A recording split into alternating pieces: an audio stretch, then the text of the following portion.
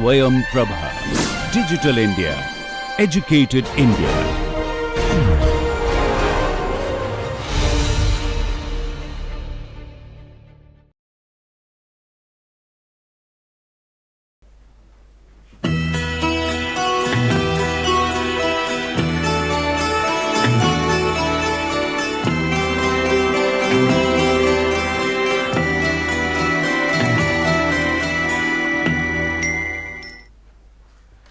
In our previous lecture, we were discussing about some examples of applications of microfluidics, and we will continue with some more examples in this particular lecture.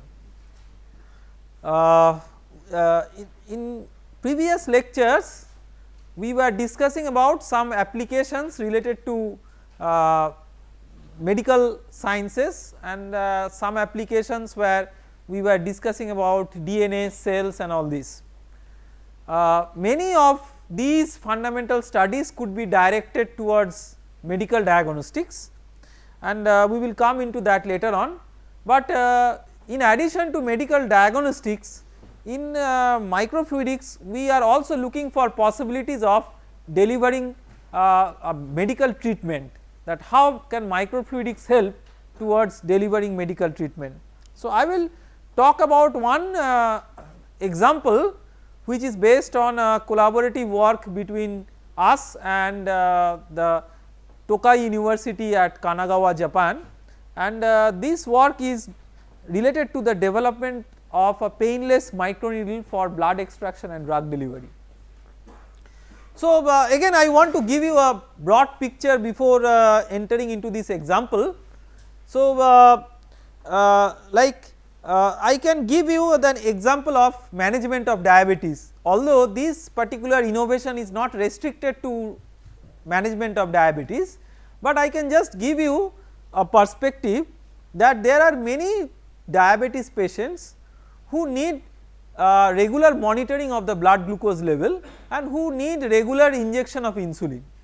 Now, this is something which is for example, as you can see that these like injection of insulin requires I mean some pushing of a drug, and that many times is considered to be a little bit painful considering the psychology and the physiological aspects together. I mean it is not something which is very comfortable. On the other hand, many times the dosage of insulin which is given is based on some average value that is prescribed, and it is not consistent with the requirement of the insulin that is necessary at that instant of time. So, sometimes maybe the dose is overdose, sometimes maybe the dose is underdose.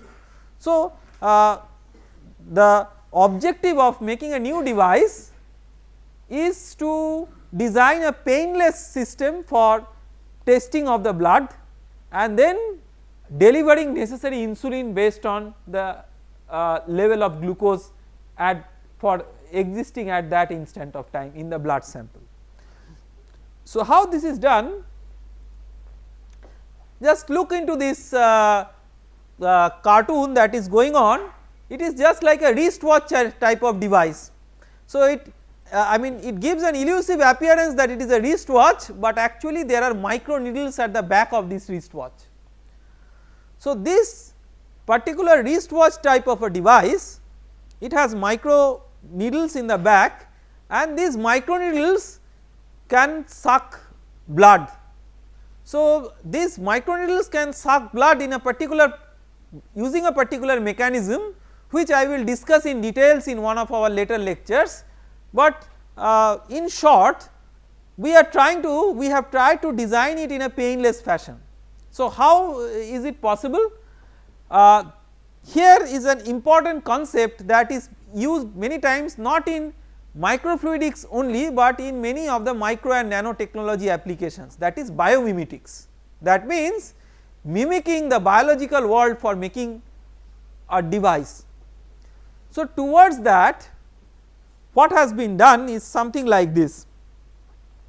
When a female mosquito sucks blood, there is a particular mechanism by which the mosquito sucks blood, and the mechanism is little bit involved, we will talk about that later on, but the mechanism is such that the pressure that is created for sucking the blood is a negative pressure or a suction pressure, and therefore, if you can emulate that through a engineering device which can create a suction pressure in a miniaturized environment, then by suction pressure the blood is sucked into the needle, and that is a small amount of blood, but that is good enough to make the test.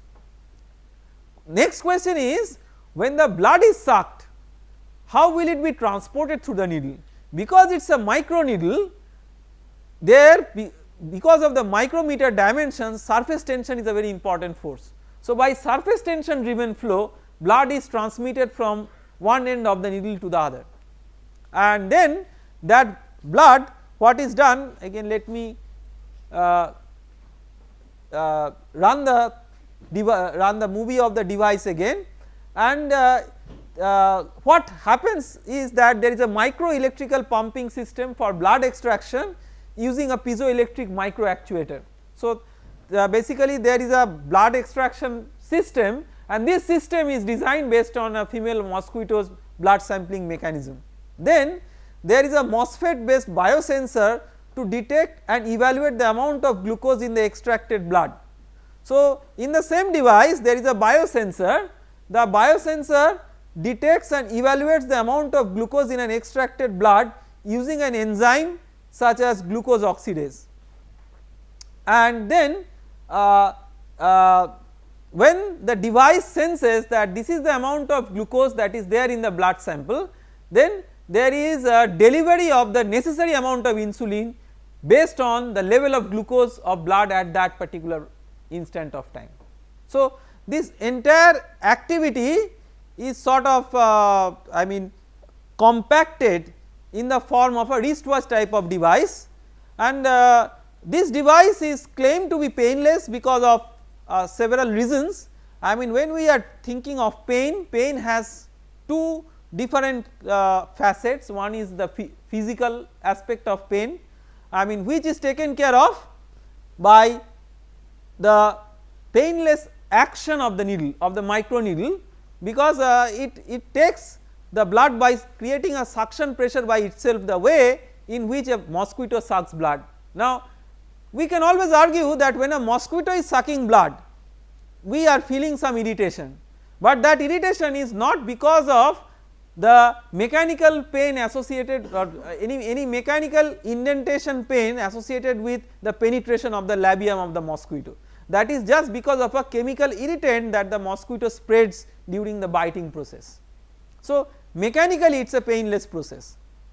On the other hand, from a psychological point of view also, instead of like somebody extracting blood and delivering a drug using some injection syringe, if you feel if you see that the same thing is taking place by virtue of a device which is like a wristwatch and which is operated just by pressing a button, then you feel much more comfortable mentally, instead of somebody using a reasonably sized injection syringe for taking blood and delivering the necessary drug. So, this combination makes it a painless device, so to say.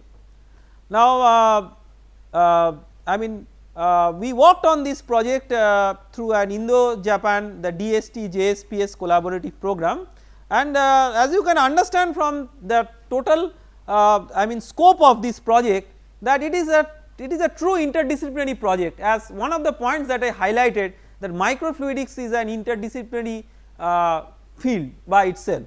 So, you can see that this entire gamut of activities that has led to the development of this wristwatch type of device, it is not something which is alone within the scope of microfluidics.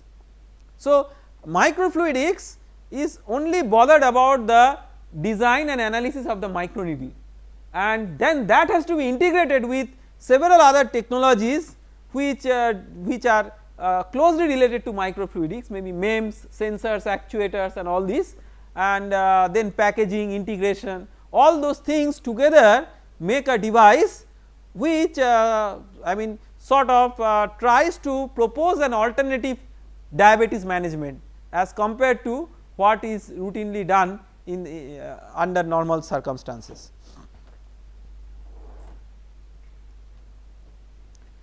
So, we have talked about some bio examples. Just for a change, let me talk about an example of like thermal management.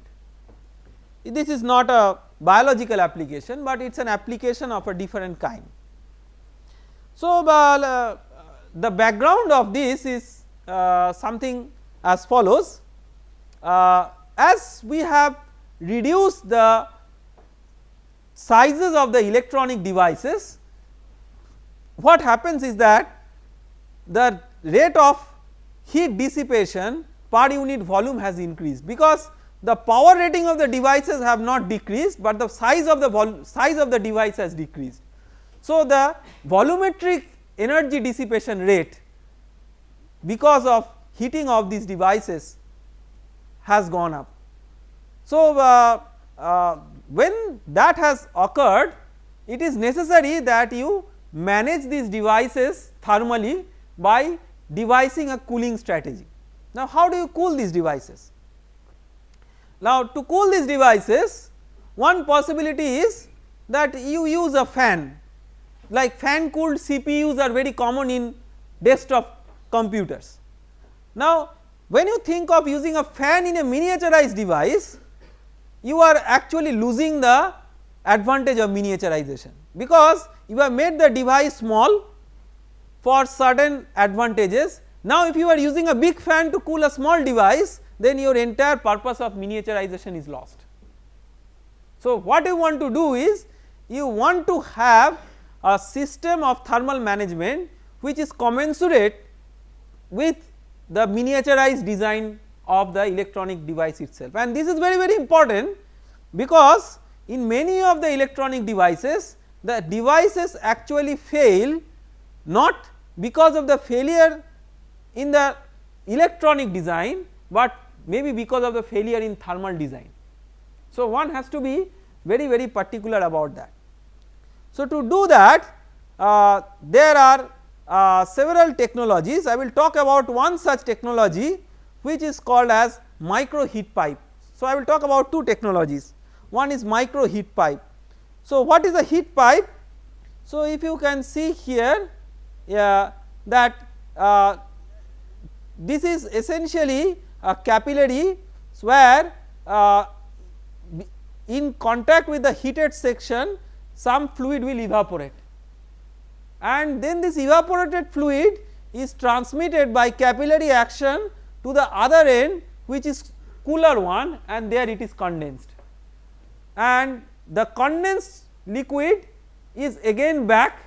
So, in this way what happens is that it is possible that it is like a circulation loop that goes on, evaporation, condensation, then back, evaporation, condensation, like that. So, this type of system, this type of arrangement is called as a heat pipe.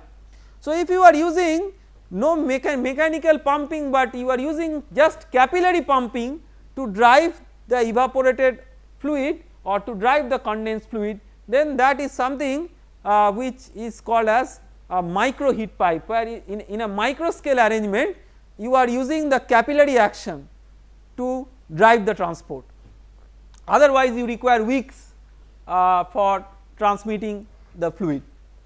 So, I mean these kinds of devices I mean have already emerged in the practical scenario, and these devices have several advantages. So, no use of mechanical pumping, micro grooves enhance capillary pumping, no requirement of wick in heat pipes, because the capillary action itself takes care of the transport over small scales, lowers volume to surface area ratio, leads to efficient control over interfacial transport. As I already mentioned that in these kinds of devices because of miniaturization you have large surface area by volume ratio. That means that the heat transfer or as a matter of fact even any transport, maybe heat transfer, maybe mass transfer, the transport coefficients are large, and so and one can control the transport processes further by patterning the wettability and roughness of the substrate. This is something which is very unique to small scale system. In a large scale system it is not so easy to control the transport by controlling the roughness and wettability, but over a small scale by controlling the roughness and wettability of the substrate it is possible to control the flow in a nice manner. So, that is one of the applications, and we have worked on certain projects in this particular area, and I will talk about another example which is going on in this movie, I mean which is pointed here, that you are using droplet to cool an electronic gadget. So, how is it possible? So, if you have a droplet, you can move the droplet by use of electrical field.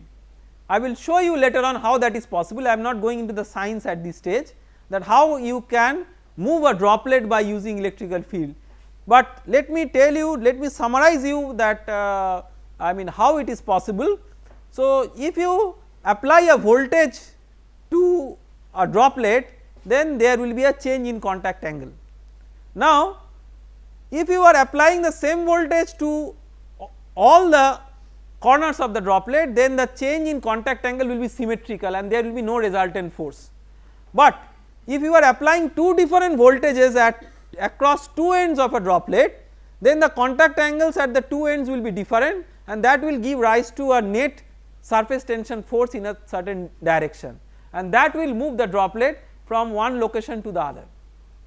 So, if you can, so this kind of microfluidics where you handle droplets is called as droplet based microfluidics, and sometimes the droplets are considered to be carriers of digital information.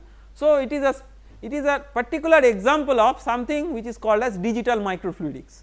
Not that all examples of droplet based microfluidics are digital microfluidics, but if the droplets are considered to be carrying digital information, I mean we can perceive that as digital microfluidics. So, what is happening, that the droplet is moving in a certain path. Let us say there is a source of the droplet and there is a destination. The destination is a location which is a point, which is the hotspot in the device. So, we have to understand carefully that first we have to know the temperature distribution in the device. So, you require to either have a thermal imaging of the device, or better if you have a nice simulation tool, then by solving the heat transfer equations, the energy equation, you can get a distribution of temperature over the device. Then you know where the hotspots are located, where there are locations of high temperature.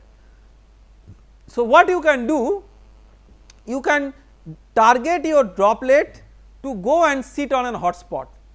So, then you have to design electrodes and you have to design such that, design an algorithm such that the droplet moves by an optimal path for going from the source to the destination. This is a problem of computer science. So, as I told you that these kinds of problems are interfaces of say fluidics with other branches of engineering, other branches of science. So, it is not that just like somebody with traditional knowledge of fluid mechanics will alone be able to solve this problem. So, this requires interfacing with electrical and computer sciences. So, then the droplet is targeted to move in a certain manner, and when the droplet moves in a certain manner, so you can see in this movie that like these are electrodes, and these electrodes are sequentially switched on and off like that. When the droplet goes from one electrode to the other, then the previous electrode is switched off and the next electrode is switched on, and then we have to design what should be the voltages, for how long these droplets should be kept switched on and then off and so on. So, these are all nice design problems. So, then finally the droplet goes and sits on the hot spot and takes the heat. Now, a good thing about the droplet is that it can take the heat in the form of latent heat, so that there is no appreciable rise in temperature of the system, and when the droplet takes the heat in the form of latent heat, it may be locally evaporated also, and then you replenish that by a new stream of droplets that goes and sits on the hot spot. So, it is possible to selectively address hot spots by targeting droplets to hot spots.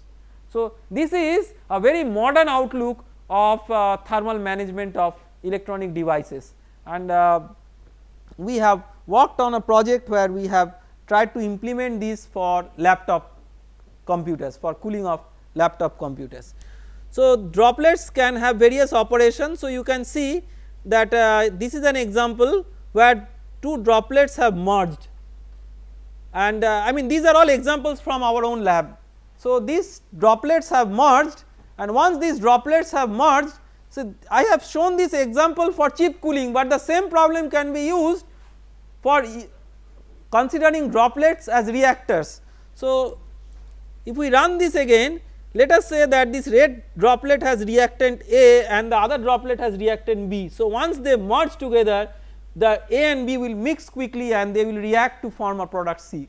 So, that can be used to achieve biological or biochemical reactions. So, the same technology can be used on one hand for thermal management, on the other hand the same technology can be used for bio applications or chemical applications. So, you can see that interesting fundamental science can lead to so many applications in the microfluidics domain. So, I mean previously we were discussing about low cost healthcare, that how how microfluidics can help in achieving the paradigm of low cost healthcare. So, as we see in many applications related to medical technology, see medical technology is a huge area, and it is not that microfluidics alone plays a role in that area. There are several aspects of medical technology, but I am just trying to address some aspects which are covered by microfluidics.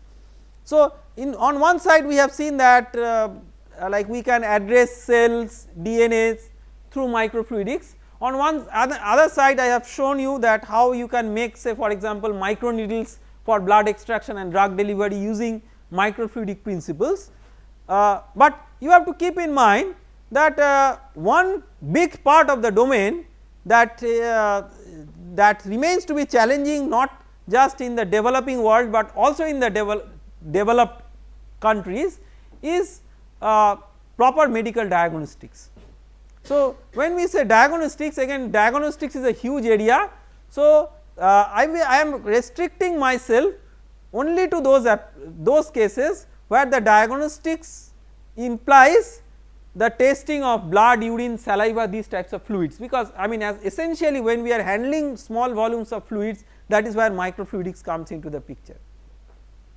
So, let us say I am just giving an example from the perspective of say rural India as an example.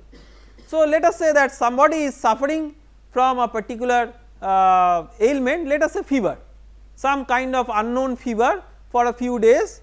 Then when the person is suffering from fever for a few days and the fever and he or she is not recovering from fever, then there is a suspicion